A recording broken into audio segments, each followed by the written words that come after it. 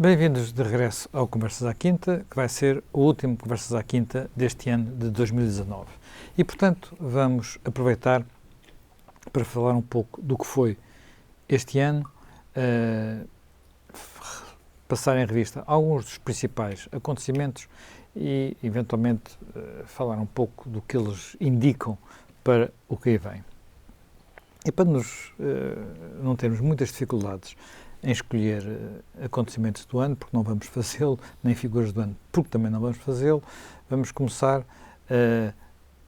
pelaquela que foi a figura do ano escolhida pela revista Time, que acaba por ser sempre uma referência, Greta Thunberg e a Cimeira de Madrid sobre as alterações climáticas. A figura de Greta Thunberg emergiu a partir das suas greves climáticas que ela começou por fazer na Suécia, depois tornou-se uma figura mundial quando interveio nas Nações Unidas em setembro, uma intervenção na altura que gerou muita discussão, até pelo tom em que foi feita, mas agora, depois das suas duas travessias transatlânticas em barco à vela, acabou por, na Cimeira de Madrid, assumir um registro e um tom ligeiramente diferente. Há, no entanto, claramente aqui uma certa mobilização da juventude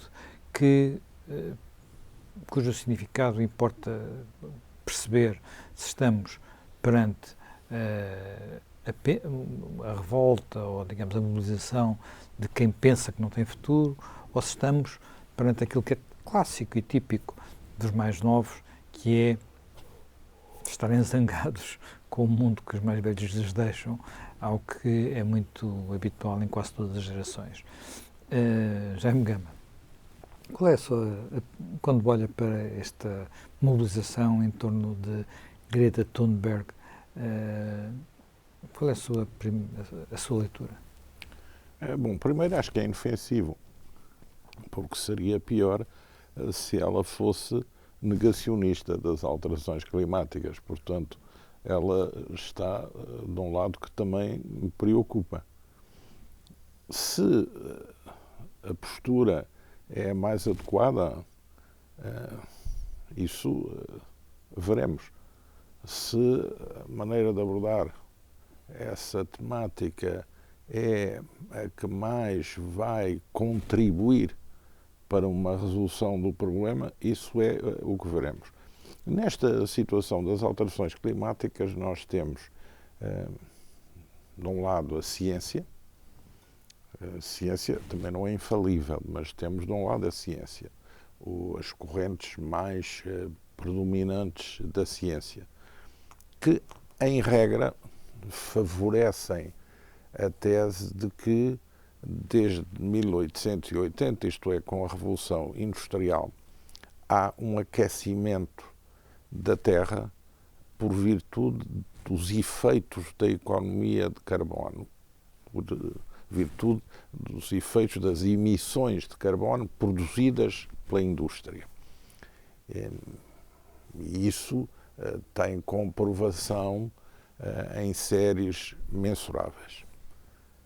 Depois, há também, com base científica, quem afirme a necessidade de analisar os ciclos mais longos da Terra.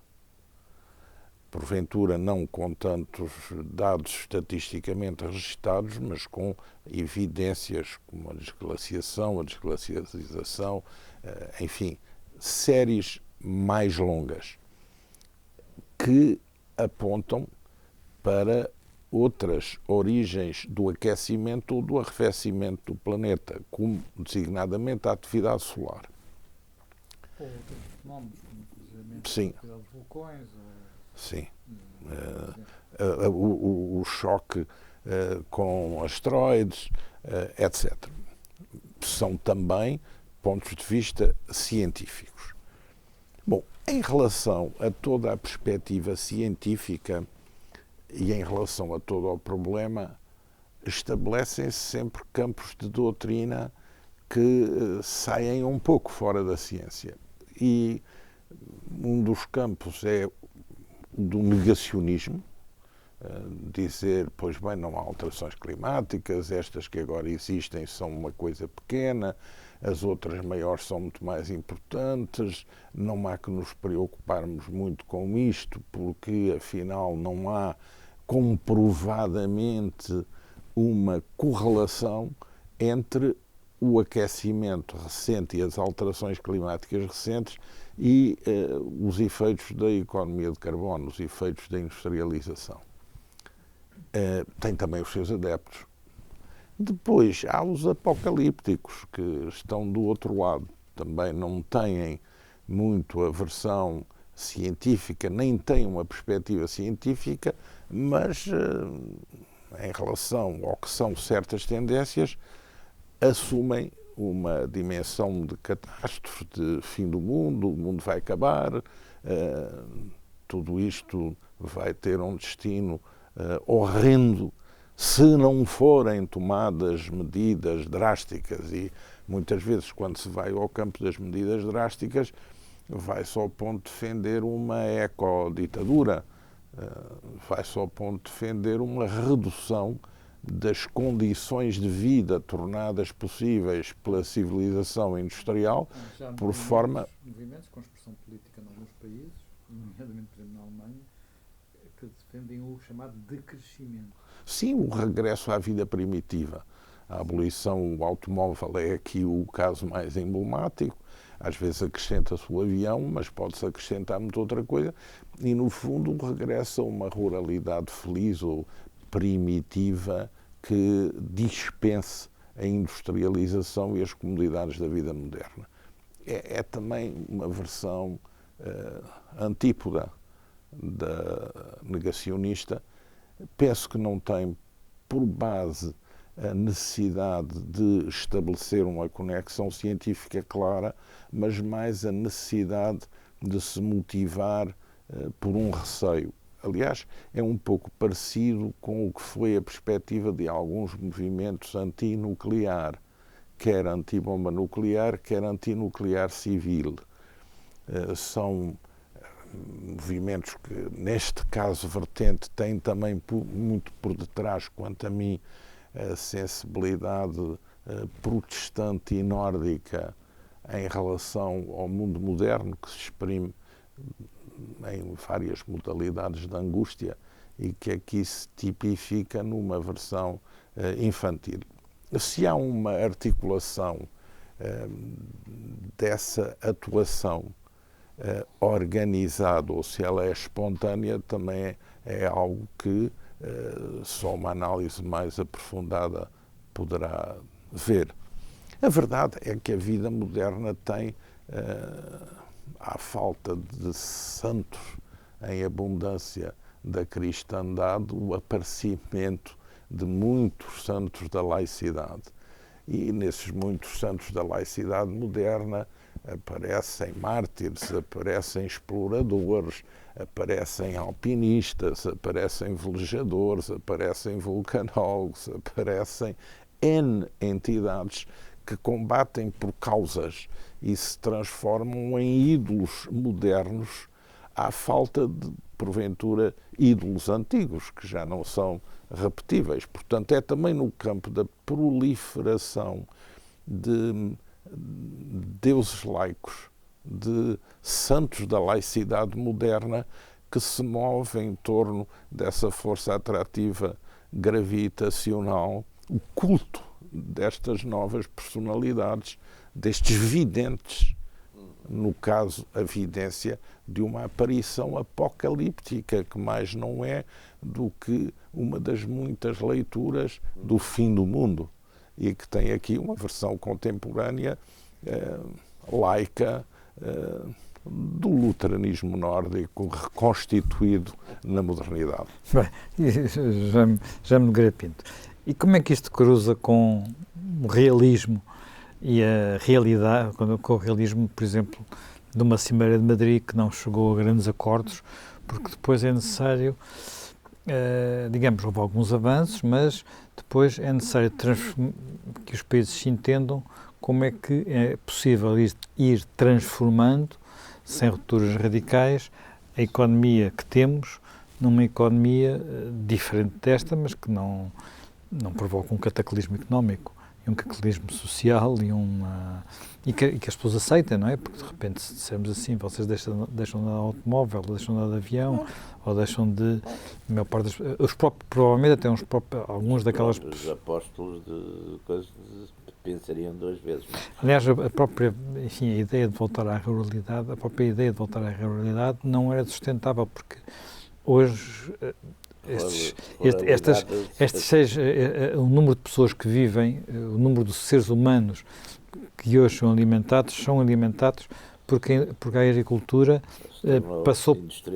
se industrializou e passou por uma revolução verde, a qual permite níveis de produtividade agrícola impensáveis. Não estou a falar há 100 anos, estou a pensar há 30 anos. Claro, e que estão dependentes exatamente desses fenómenos químicos.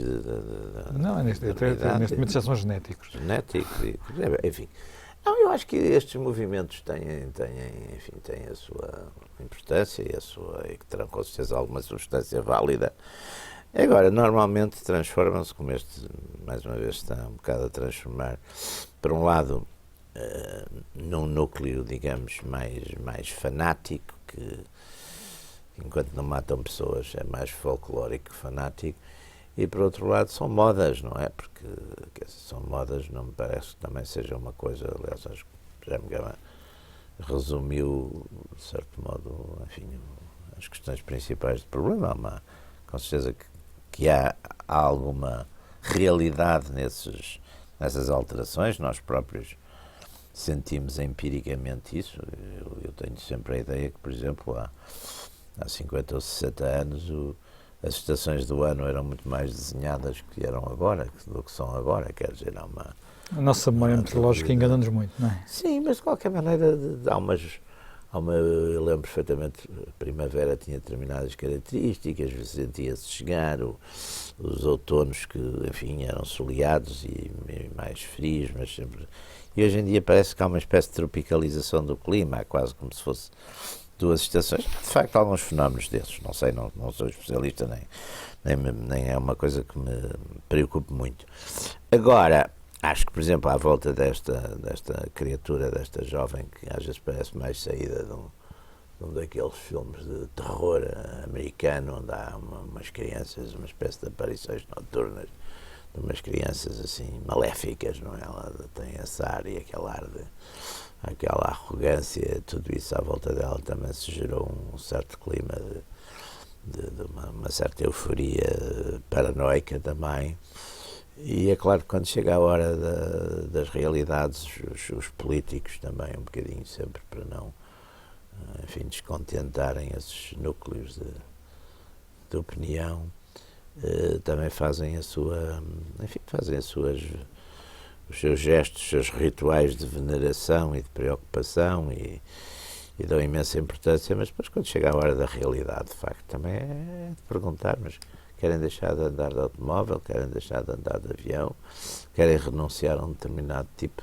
Normalmente essa própria juventude também é muito sibarita, até às vezes é mais sibarita que as gerações mais velhas, não é? Portanto, também, quando chegar a hora de pagar o preço disso, enfim, o que é que vão fazer? Enfim, portanto, isto acho que tem alguma influência, mas de facto as capas da Time, alguém há aí dessas coisas que circulam pelas redes sociais, há uma com uma certa graça a respeito de capas da Time. O Hitler foi capa da Time em 38 e o Stalin em 41 ou 42, portanto também não é para nos impressionarmos muito, não é?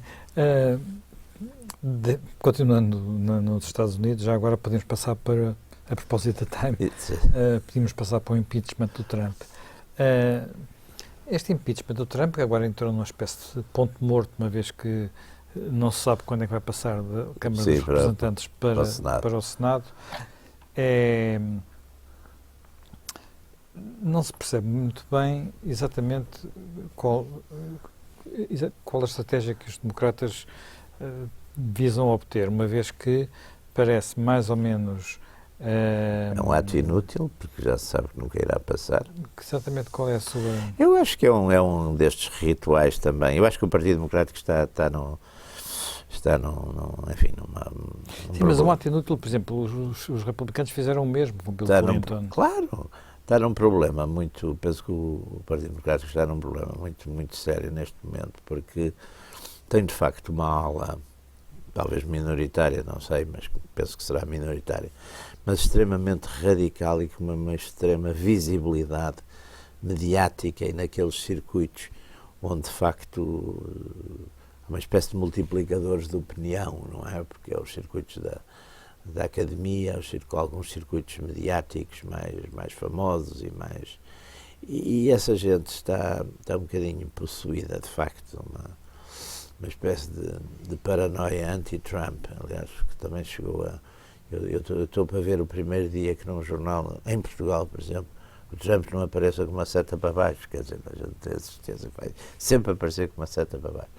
E, portanto, isso tornou-se de tal maneira uma fobia, uma trampofobia, que leva exatamente ao que eu acho que não só é um ato falhado, como vai ser um ato que desvaloriza um bocado, porque, de facto, a maior parte das pessoas relativamente informadas, ainda por cima, muitos mídias dão o impeachment como uma coisa que já aconteceu, quer dizer, como o homem já estivesse, portanto, suspenso. Estamos a falar de Portugal, não é? Estou a falar de Portugal, sobretudo. Não sei se é em Portugal a gente nunca sabe se é por má fé ou por ignorância, porque de facto a ignorância é tão grande que às vezes é mesmo por ignorância, mas estão a dar isso assim. E em geral, quer dizer, o ato, eu acho que é um ato de guerra política, uma vez que se sabe também que as fronteiras partidárias hoje são de tal maneira marcadas e profundas que o voto quer dizer, a fidelidade de voto é completa, e aliás aqui onde não foi do lado democrático que houve, enfim, dois representantes ligados, penso eu, por interesses também políticos deles, talvez porque os eleitores deles fosse uma área onde o Trump era dominante, que passaram, quer dizer, cruzaram essa fronteira, porque de resto os dados estão feitos desde o princípio. É evidente que nunca vai haver 22 senadores republicanos que vão votar o impeachment. Não sei até que ponto exatamente o ser um ato frustrado não diminui o próprio impacto de gravidade que pudesse ter a conduta de Trump perante aqueles que a achariam negativa. Portanto, enfim, é um destes... A política não tem hoje, este tipo de política muitas vezes não tem aquela racionalidade que se esperaria, não é? Eu acho que a América está hoje em dia profundamente partida e dividida do ponto de vista ideológico. Há de facto um mundo schmittiano, curiosamente, na política americana, de amigo e de inimigo, e que ninguém volta atrás. Portanto, estes atos enfim, têm essa explicação do inexplicável. Jaime Gama, mas aquilo que Trump fez com aqueles telefonemas, em muitos aspectos parece mais grave, inclusivamente, aquilo que fez Nixon e que levou a admitir-se. Enfim, não é um assalto à sede de um partido contrário, mas é a utilização aparentemente, a utilização da sua posição de presidente para obter uma possível vantagem eleitoral. Sim, isso é um facto. Aquilo que tem vindo a público não é nada abonatório. Como também já não tinha sido em relação à própria interferência russa na campanha presidencial americana. Eu, aliás, penso que esse era o caminho mais tentador para o Partido Democrático em relação à criação de condições para uma linha de impeachment, mas depois a produção de um relatório não foi inteiramente conclusiva em relação a essa assertividade, ou pelo menos em relação à conexão direta do Presidente com o que na realidade existiu e se verificou. Portanto, o Partido Democrático também, que tinha eleito a Câmara dos Representantes pressionava muito nessa direção. O Partido Democrático, que sai da eleição da Câmara dos Representantes, é um Partido Democrático, em certos casos, até moderado, porque conquista votos e eleitores para o centro. Depois tem algumas componentes identitárias radicais fortes, mas que não são, porventura, a maioria, mas carece também de uma liderança, de uma causa amalgamadora. E eu vejo muito na tentação do impeachment também uma resposta um pouco fácil a essa questão de coordenar e unificar a ação dos democratas no Congresso, quando no Congresso as temáticas de ordem política, que não essa, estão algo secundarizadas. É sempre difícil articular a eleição presidencial com a atividade do Congresso. E é sempre difícil fazê-lo em circunstâncias como esta, onde um presidente, pela primeira vez, tem padrões de conduta bastante diferentes de todos os anteriores presidentes dos Estados Unidos. Seja como for, dá um pouco a impressão de que uma parte significativa dos democratas, mesmo na Câmara dos Representantes, faz o impeachment mais como formalidade ou a contragosto do que propriamente como convicção.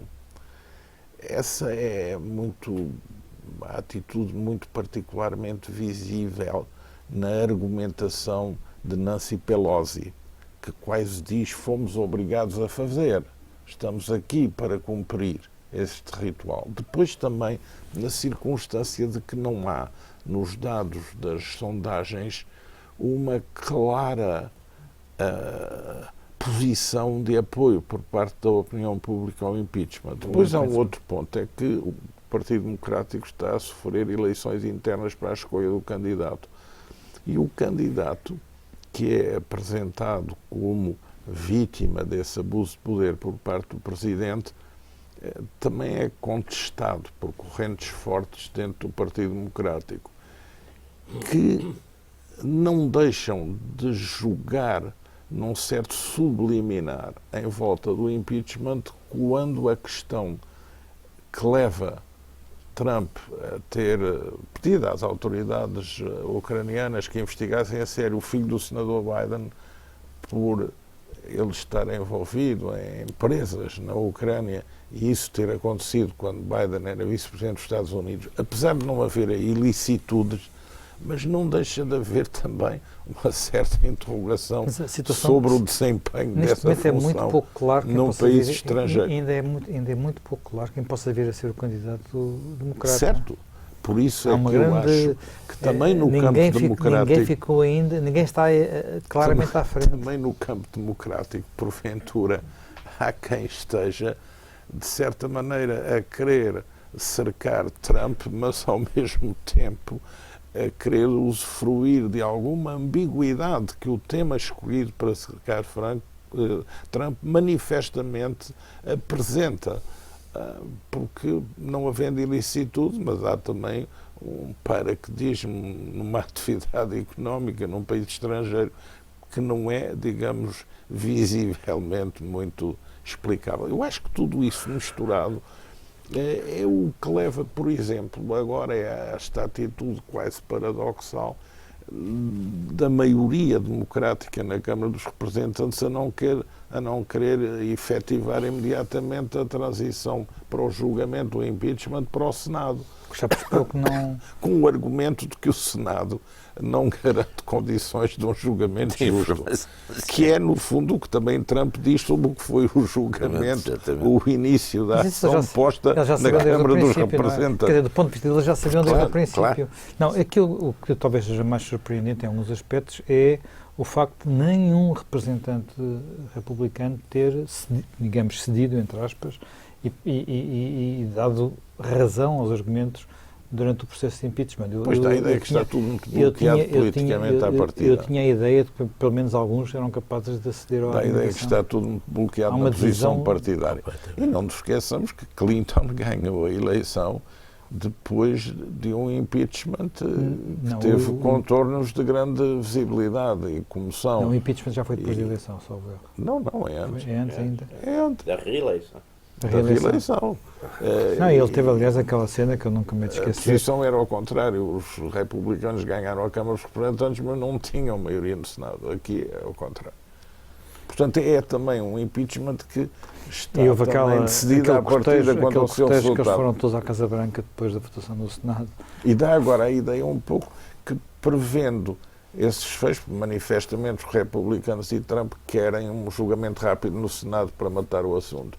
Os democratas não querem lançar já o assunto, mas também se refugiam numa ideia que põe em causa a própria figura do impeachment, porque é a ideia de que o Senado tem que elaborar condições justas de julgamento, mas em que é que isso consiste? Mas pode criar situações enfim, só fazem durar este problema. O que cria, eventualmente, até mais condições para a reeleição do próprio Trump, não é? Trump adora este género de temas, sente-se à vontade, completamente. O que nos leva a um outro assunto deste ano, que é as relações entre os Estados Unidos e a China, ou se quisermos a emergência cada vez maior da China na área no palco mundial. E aqui com duas vertentes importantes, que é, por um lado, os Estados Unidos parecem dar sinais crescentes de preocupação com a questão chinesa, tem inclusive feito pressões sobre os aliados europeus em várias frentes, designadamente sobre a adoção do sistema 5G e sobre a entrada da Huawei na Europa, mas ninguém parece ter capacidade, por exemplo, para apoiar a revolta de Hong Kong, que se prolonga há meses e meses e meses e meses sem uma solução à vista e provavelmente sem solução à vista, uma vez que os chineses, se há característica que eles têm, é paciência. Paciência, pois. Não, quer dizer, vamos lá ver, a ordem internacional tem sempre, nos pareceu depois do fim da Guerra Fria, que estava a evoluir, digamos, para uma ordem talvez mais fragmentada, quer dizer, portanto, uma ordem que deixaria de ter duas potências principais, ainda por cima com uma forma de regimentação que tinha também conteúdo ideológico ou conteúdo de modelos, quer dizer, um modelo, chamamos-lhe assim, mais constitucional liberal e outro um modelo mais totalitário e socialista.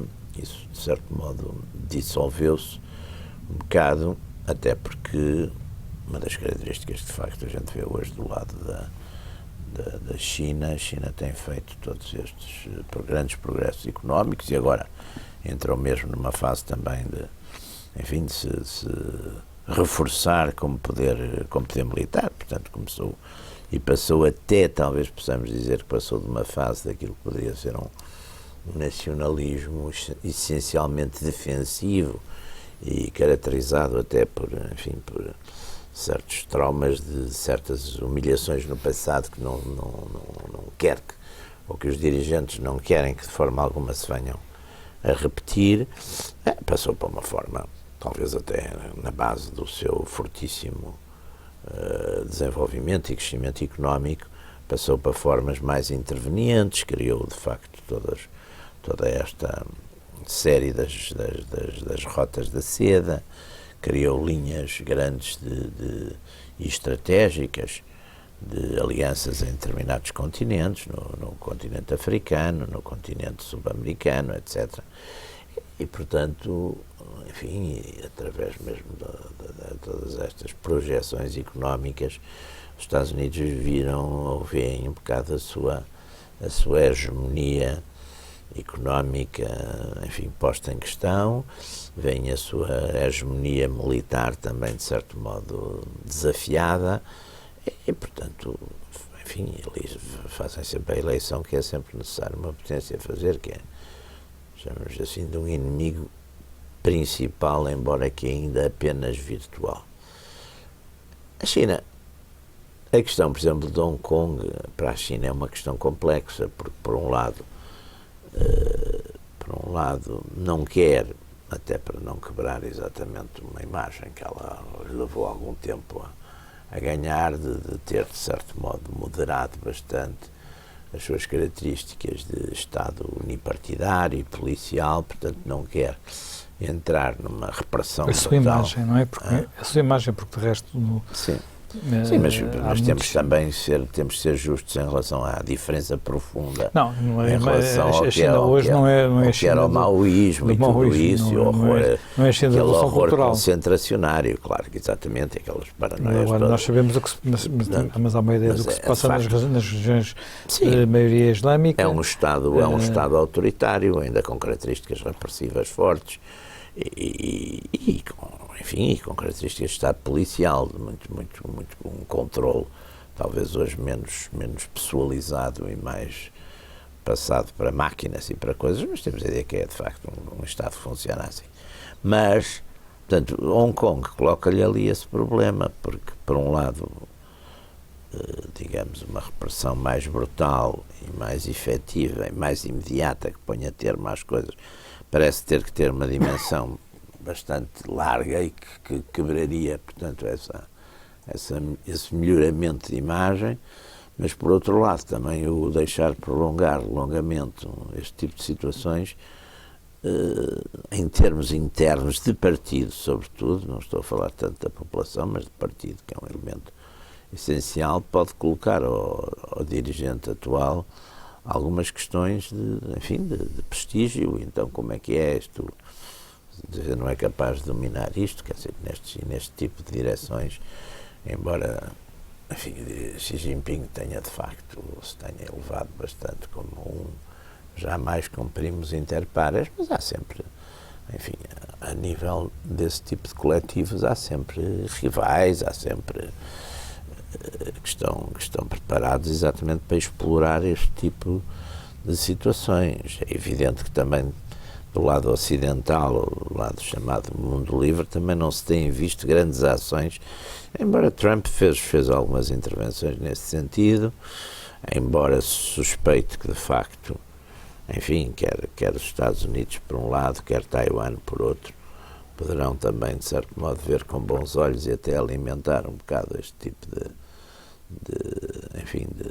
atividades, mas levanta a médio prazo, a curto e médio prazo, levanta um problema, um dilema difícil para as autoridades de Pequim e de partido. Não é? Jaime Gama, esta diferença, para todos os efeitos, que existe entre a aproximação aparentemente mais firme, mais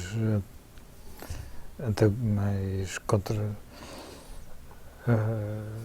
digamos, frontal dos Estados Unidos à China, com uma aproximação europeia ou de vários países europeus que sentem necessidade de fazer negócios, sentem necessidade de estabelecer alguma abertura, manifesta-se numa área, tem uma área onde há claramente uma zona de fricção, que é a área do 5G. Essa área do 5G, a questão é saber até que ponto é que a Europa vai ficar dependente ou não de uma empresa chinesa, a Huawei, e até que ponto é que os Estados Unidos, parece que já avisaram que alguns, quem ficar demasiado dependente da Huawei para a sua infraestrutura de 5G, pode não ficar completamente integrado em alguns serviços de informações da Aliança Atlântica, com receio de que a Huawei venha a penetrar esses serviços de informações.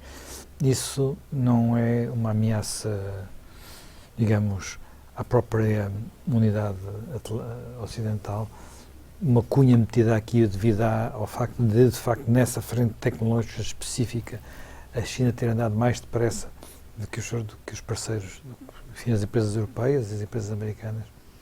Bom, a China deu esse passo. E criou um facto consumado. E a reação dos europeus foi um pouco a de conviver com o problema e, portanto, tentar também aí ter algum modo de relação, não fazer um banimento radical, procurar negociar. E do lado dos Estados Unidos também a reação não foi sempre uniforme. Os Estados Unidos têm uma relação de atrição com a China, mas têm uma relação de grande comércio e de grande investimento recíproco em relação à China. E, portanto, mesmo nos períodos de maior confrontação, os fluxos continuam. E vida é agora que há um acordo ad interim para renormalizar as relações comerciais são brutais, entre, não é? Portanto, entre a China e os Estados Unidos. E há áreas onde a dependência desse comércio é enorme, não é? O que é aqui um pouco estranho é que não haja um produto alternativo euro-americano. Por que é que isso não acontece? Há no mercado um produto melhor chinês, mas não há, já que os Estados Unidos e a Europa não foram, cada um desses blocos, capazes de produzir rapidamente para o mercado um produto melhor por si só, então que cooperem para um produto melhor. Dizem-me que uma das dificuldades que a atual administração americana tem nesse facto reside numa grande relutância em relação ao financiamento público da investigação para esta área industrial. Porque não há dúvida que um projeto 5G é algo que carece de fundos públicos. O sector privado não é capaz de chegar lá por si só. E que uma certa relutância e uma modificação de programas que existiam no tempo da administração Obama por parte desta administração dificultaram em pleno prosseguimento desses projetos por razões de não querer adjudicar verbas muito fortes ao sector público, às universidades, aos centros de pesquisa, que são imprescindíveis num caso destes. E, portanto, a situação a razão é simples. É uma situação... O 5G, neste momento, para as empresas de telecomunicações, dá pouca vantagem em termos comerciais, não é? Eu não tenho, para os serviços que atualmente vendo, para os serviços que já estão disponíveis, sim, o 5G não acrescenta muito. Portanto, eles põem o 5G e não têm muito mais para vender, para onde ir buscar dinheiro. Não é uma questão de desistir. Não chegaram lá. Estão à espera que cheguem, quer dizer, o 5G vai ser muito importante quando houver os automóveis inteligentes, quando houver uma série de outras coisas. Mas enquanto isso não chega, o 5G é pronto, para este tipo de telemóveis e para as coisas que nós usamos, o 5G não é mais ou menos a mesma coisa, não é? Portanto, não nos dá muito mais. E, portanto, as pessoas não estão disponíveis para pagar muito mais por isso. Portanto, vai-se investir para quê? Público, portanto, de investigação. E naturalmente, que os chineses não têm esse problema. Não é? Pelo contrário. E por isso passaram à frente, neste caso. A ciência é algo que carece do apoio público também, porque muitas vezes são montantes que no imediato não repercutem comercialmente, mas que no médio prazo têm enormes vantagens e as empresas não se atiram a essas opções porque não querem descapitalizar a sua estrutura, nem querem arruinar os seus orçamentos com produtos que imediatamente, ou não têm também dimensão para isso. Sim, o caso da Europa também é esse problema. Aqui, a questão central, essencial, é esta. A resposta ao 5G chinês deveria existir com um produto no mercado euro-americano, mas isso não existe.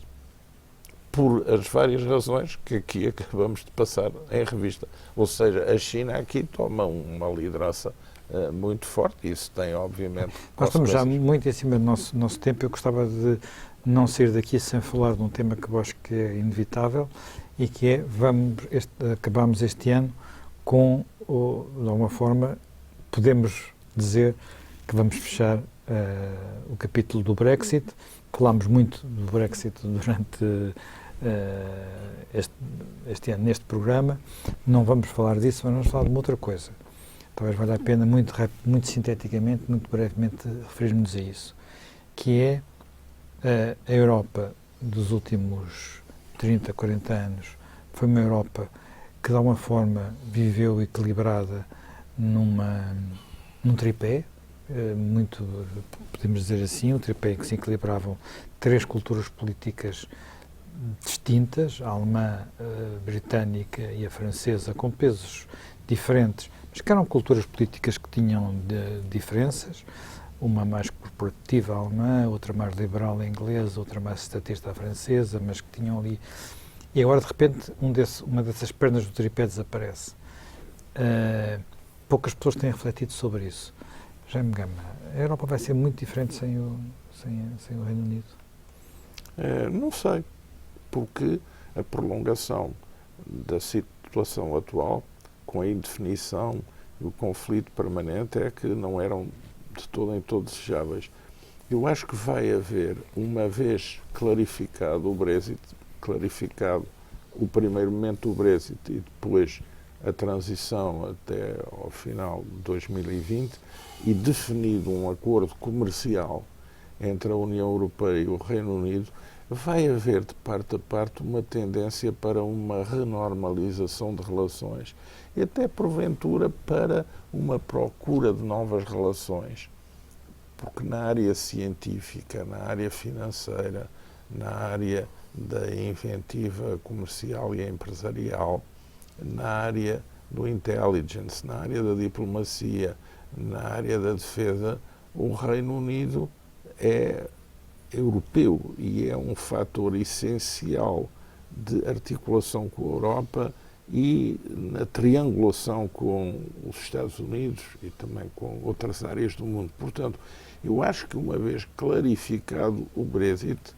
vai haver uma sedimentação das posições, a necessidade de redefinir uma nova arquitetura que passará pela componente acordo comercial e, porventura, por uma perna na área segurança-defesa muito forte e um diálogo dentro da própria NATO com o Reino Unido na complementariedade com a perna europeia, que podem até ser promissores e podem contribuir para transformar aquilo que era uma crise de pré-divórcio litigado no início de uma normalização mais efetiva e menos traumática e permitindo uma redescoberta de parte a parte que estava um pouco eclipsada por todas estas perturbações de percurso. Jaime Garbino, telegraficamente.